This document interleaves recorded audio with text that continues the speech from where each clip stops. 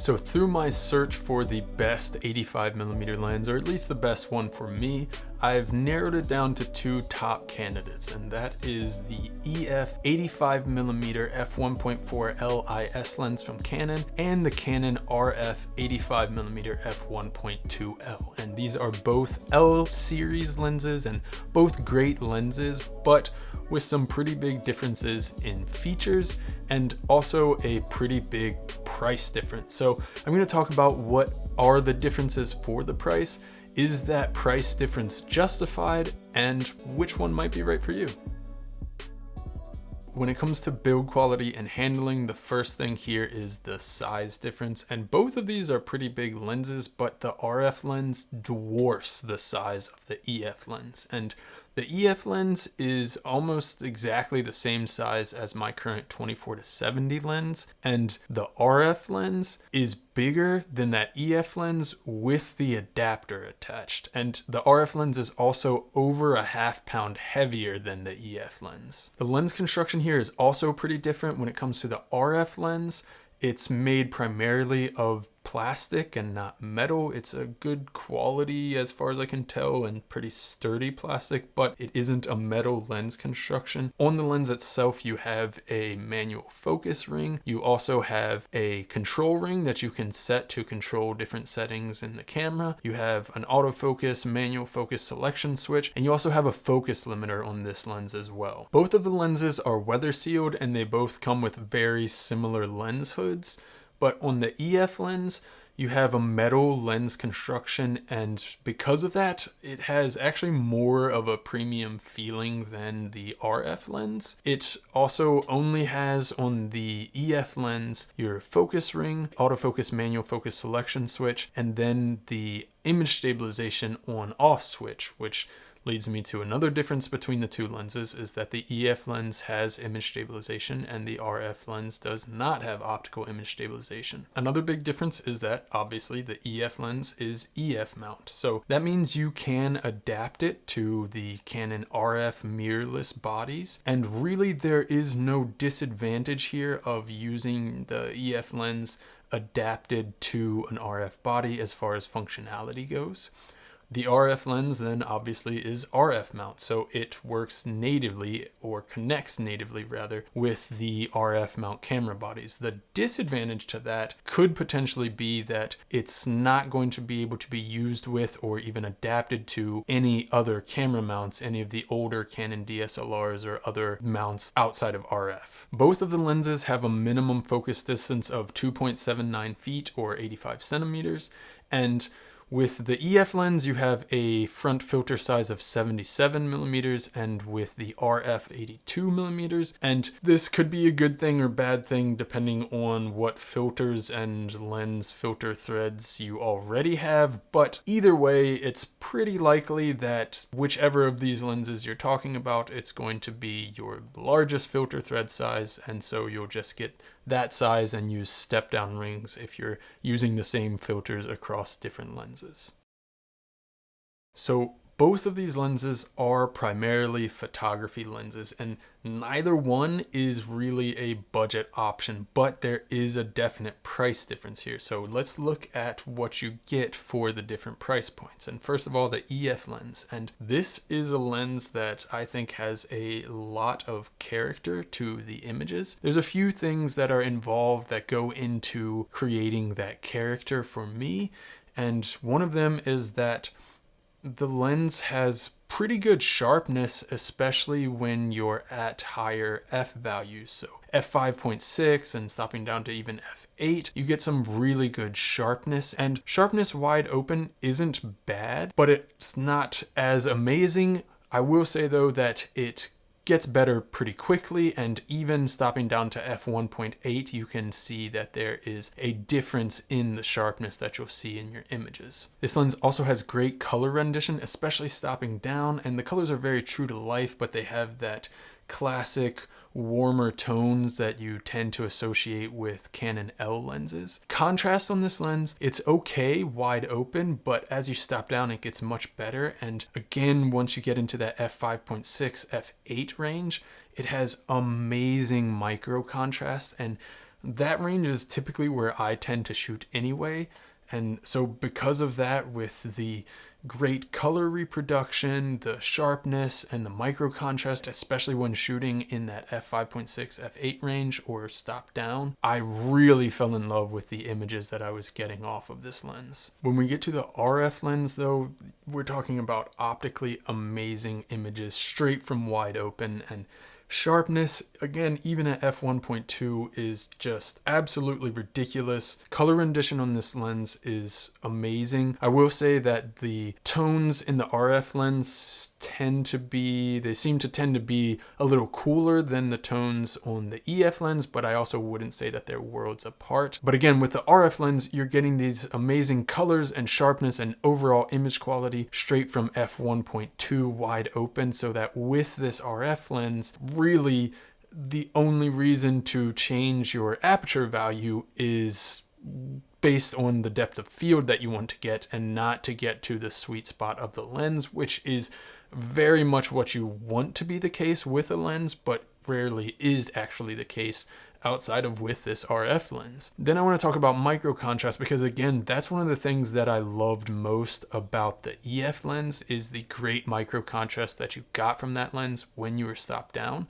But I will say with this RF lens, it is the best micro contrast that I've ever seen on a lens, and it starts from wide open at f1.2. So the EF lens is great at that, but the RF lens still kind of blows it away, especially when you're shooting with a more wide open aperture. To talk quickly about chromatic aberration, if with the EF lens you're pointed directly at a bright light source, you can in certain situations get some purple fringing. I've never experienced it to be terrible or image ruining, but it can show up. With the RF lens, I didn't experience any problems with that or didn't notice it when I was shooting at all. So I do think that the RF lens handles that better. And overall image quality, the EF lens is great image quality, really good, but the RF lens is as close to perfect image quality as I've ever experienced from a lens. When it comes to bokeh, they both perform pretty similarly in that they both get cat's eye in the bokeh balls, especially around the edges. I will say that the RF lens tends to cat's eye even as you come in closer to the center of the image. So the EF lens probably handles cat's eye better than the RF lens actually does. If though that's something that you really care about, neither of these lenses perform perfectly, and if that's really what you want from a lens is completely circle bokeh balls, then I would say you should probably spend the extra money and get the defocus smoothing version of the RF lens. But overall bokeh quality, I will give a definite advantage again to the RF lens because of its ability to open up to f1.2. Also the fact that image quality at f1.2 is much better than image quality wide open on the EF lens. So unfortunately, when it comes to close focusing, they both have the same minimum focus distance, exact same, and it's not a great close focusing distance. They're just not macro lenses. That's not what these lenses are for. When it comes to autofocus performance on these lenses, they both do really well. They both keep up with tracking in the newest mirrorless cameras really well.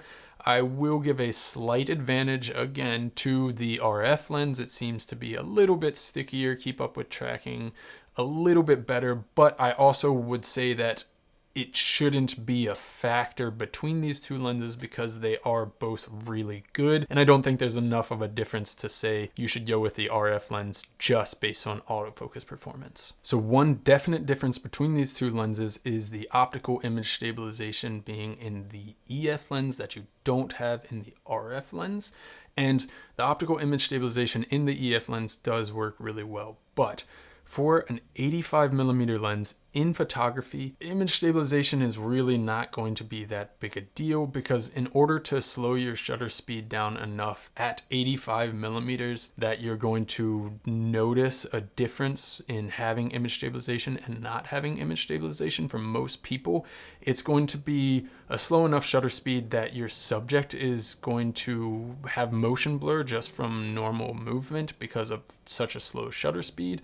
So yes, it is there in the EF version.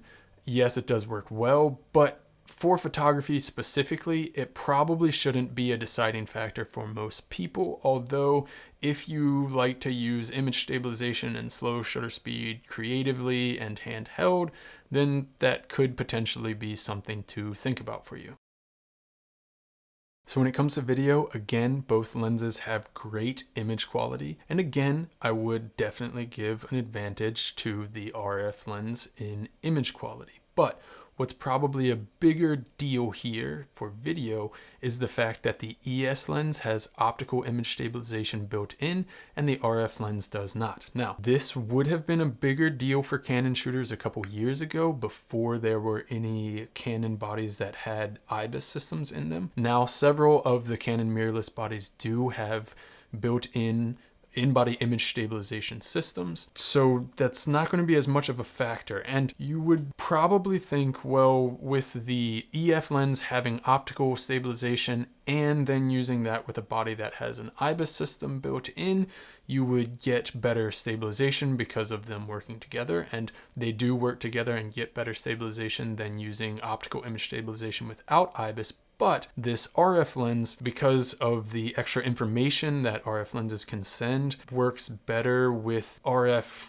bodies than if it was an EF lens that didn't have optical image stabilization. And so that combined, at least in my experience, I felt like the RF 85mm lens with a camera body that had IBIS, again, I was shooting primarily with the R6 with these lenses, I felt like it performed at least as well as an IBIS system with the EF lens with the optical image stabilization. So if you are shooting only with camera bodies that have IBIS systems handheld with these lenses, then I don't think the optical image stabilization of the EF lens should really be a deciding factor here. However, if you are shooting with a body that does not have an IBIS system, then the RF lens is not really going to be usable for handheld video. It's going to be then for shots that are either locked off on a tripod or maybe on a gimbal setup, whereas the EF lens you could still use because of the optical image stabilization in that lens. So because of that optical image stabilization in the EF lens, I would say it's potentially the best option for anyone who's filming handheld with the 85mm lens.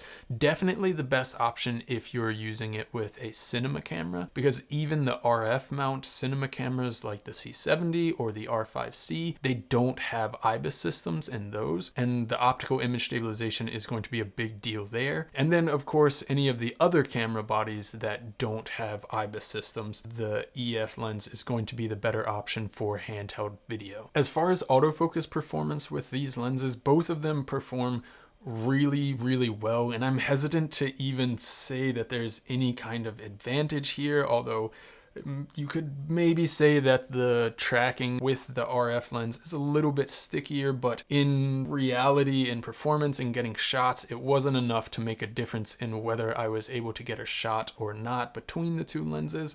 And with both of the lenses, I think the bigger thing to keep in mind here as far as autofocus performance goes and focus performance in general goes is, again, that minimum focus distance, because for me, when I was using them, especially handheld, it was much more likely that I was going to outrun the minimum focus distance than that the autofocus tracking or something wasn't going to be able to keep up on the lens. So when we're comparing these two lenses for video shooters, it's a little bit different because with the RF lens, it's going to be native to the RF mount cameras, obviously, and that's going to have the advantage of, first of all, not having to use adapters. You have some extra features like the control ring on the lens, and you also get potentially more information being sent to the camera through those extra connections that the RF mount lenses have. The EF lens, on the other hand, is not going to be native, which means you'll have to use the adapters, but that also gives the potential advantage of being able to use things like the ND filter adapters or filter adapters in general, where you can have your filters behind the lens rather than using screw-on filters, and that is definitely potentially a preference thing, but for me, I definitely prefer having the filters behind the lens in the adapter, even though that's not really a perfect system, I will admit. It can have definite advantages over screw-on filters on the front of the lens. If you're a Canon cinema camera user, then the EF lens also has the advantage of being able to, first of all, most of the cinema cameras from Canon are EF mount and not RF mount, and so you can use this 85mm lens with more of the cinema range if you have maybe a couple different cinema cameras, or you use different cinema cameras on different sets and projects and things like that. And even if you are using RF mount cinema cameras like the C70 with its Super 35 sensor, because of the EF lens not being RF mount, you can use that with the speed booster adapter and then get much closer to a full frame field of view if that's something that's important to you. You can also do that with the new Canon APS-C cameras like the R7 and the R10, and even with something like the R5C, which is a full frame camera that's in Canon Cinema lineup. It doesn't have built-in ND filters, so then you could use, again, that ND filter adapter to kind of mitigate the fact that it doesn't have its own built-in ND filter system. But overall, both of these lenses are great for shooting video. If you are shooting with a camera that has an IBIS system, the RF lens definitely hands down has the best image quality. But the EF lens has the advantage of being more versatile for use with different cameras because of having that optical image stabilization built in, and also the fact that the EF mount is just more versatile across different cameras still, being able to use all of the cinema camera lineup and all of the RF mount bodies as well. Again though, probably the biggest differentiator is going to be the price difference. I don't know if I've mentioned this yet, but there is a price difference between these two lenses. And honestly, that's going to be the short and simple answer to most people's questions of which lens should I get. And for photographers, if you're a professional and you're actively making money from shooting images with an 85mm lens and you want the best quality, that is the RF lens. But if that's not the case, you're not going to be disappointed with the quality that you get out of the EF lens. It's still a great lens at a cheaper price point. And honestly, there's really no way to justify the price of this RF lens. It's super expensive. So it's really a question of, do you want the best and can you afford it? If so, that's the RF lens.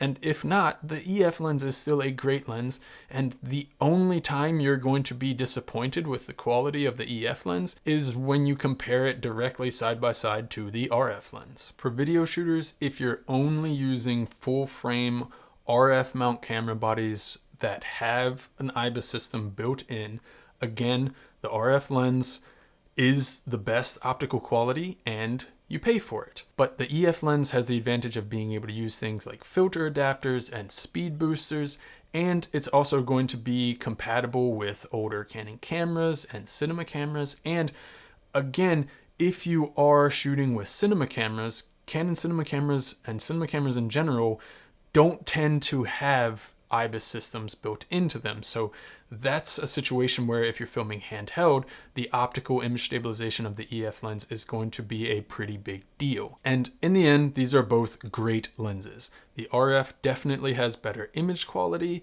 and outside of maybe some advantages for certain video shooters that you would get with the EF lens, it's really just going to come down to the price that you're willing to pay between these two lenses. But anyway, I hope you enjoyed the video. If you did, give it a thumbs up. In the comments below, let me know, have you used either or both of these lenses? What do you think about them? Are you thinking about getting one or the other? Which one and why? If you haven't yet, hit the subscribe button so that you can see the videos that I make on this channel as they come out. If you're interested in either of these lenses or any of the other gear that I've talked about in this video, in the description below I'll leave affiliate links. If you purchase through those affiliate links at no extra cost for you, it'll help to support the channel so that I can continue to make videos for you guys. Thanks, see ya. You gotta focus on yourself, on your faith, on your dreams, on your mind, on your health, yeah. You gotta work, never tell, keep your head down, find what you love and excel, yeah. Push and pull and repel any hate, go create what you want, feel compelled, yeah.